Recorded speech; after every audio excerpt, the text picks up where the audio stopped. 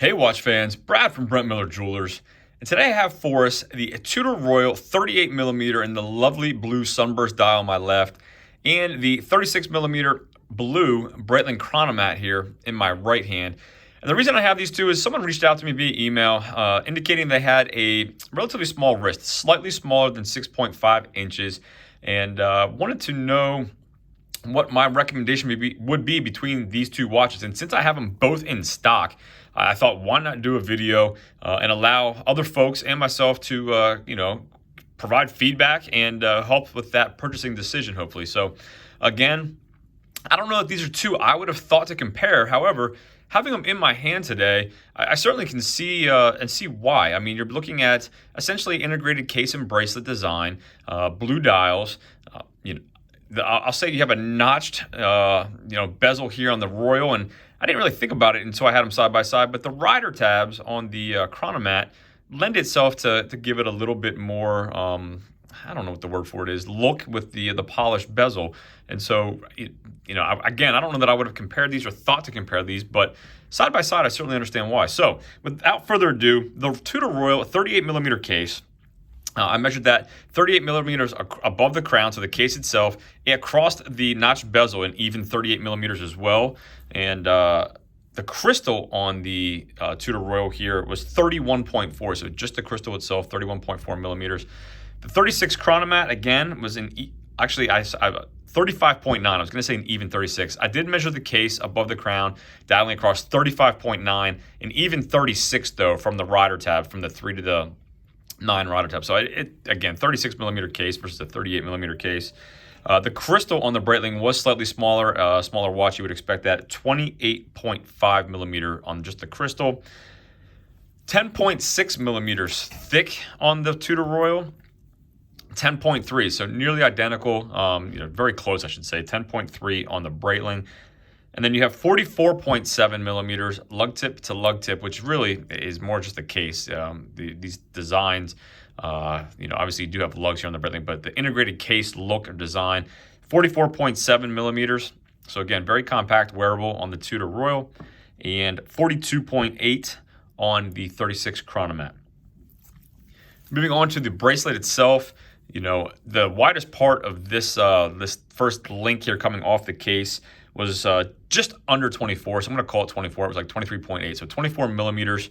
Whereas the lug width on the Breitling, you could actually wear other straps with. I don't know why you would with the Rolu style bracelet, but it does fit 18 millimeter lug width. That 18 though, that second link here that pops out is 21, so it's really more of a 21 millimeter look and feel compared to 24 on the Tudor.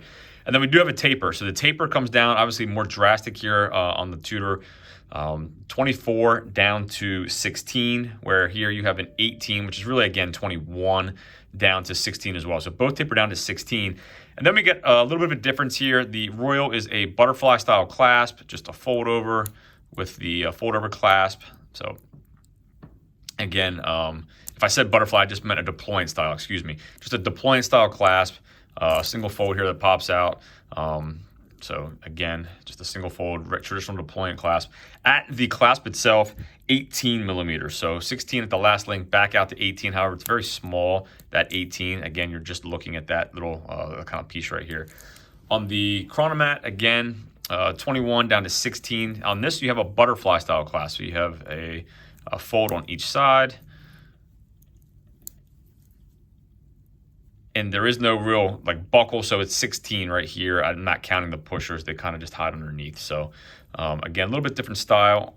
When you're looking at sizing, there are no micro adjustments on either one of these bracelets. However, you can see these are pretty small links, so you should be able to get a pretty good fit with the Chronomat. On the Tudor Royal, there are no micro adjustments either. And I don't believe there are any half links. So could easily be in between links on this without putting it on and sizing it. Again, these links are not very large, but they are larger than the Chronomat. So sizing could possibly be more of an issue on this bracelet than on the Chronomat, in my opinion, just because of the smaller links. So both of them, 100 meters of water resistance.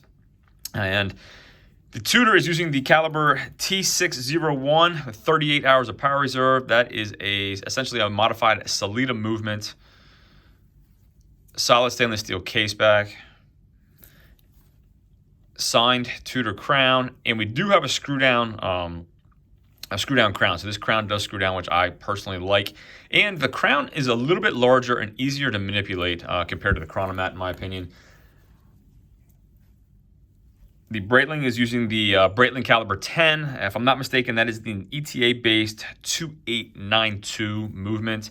42 hours of power reserve, so a couple extra hours. But again, Salida, ETA, I think when you're looking at these, the real question comes down to not just the design, but when you look at price. Retail on the Tudor is $2,325. The Breitling is $4,850. So obviously double the price should probably be, or it could be a factor in the decision-making process. I also measured it, the Tudor 135.1 grams versus the Chronomat at 104 even. So looking at the dials, the blue on the Chronomat is a little bit deeper. It has more of a hint of purple in it to my eye. Both have date windows. You do have a date color match date wheel here on the Chronomat at the 6 o'clock position versus the white date wheel here at 3 o'clock on the Tudor, and then obviously looking at stick markers versus the Romans. And this bezel, the notch bezel on the Tudor is fixed. The Breitlings does rotate, not with gloves on today apparently.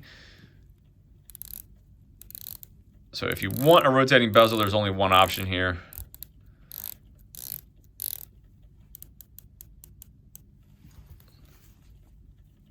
So hopefully that has helped a little bit. I am going to give you a quick wrist shot on my 6 3/4 inch wrist. So my wrist is a little bit larger than the individual who emailed me. But again, here's the 38.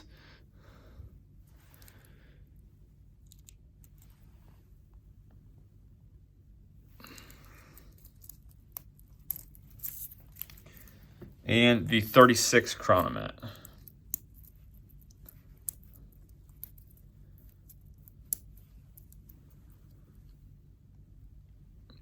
You do have a little bit of loom. I'll hit the lights real quick here on the Chronomat for you. There is no loom on the Royal, and I'm not even sure this is going to show up here with the light in the room.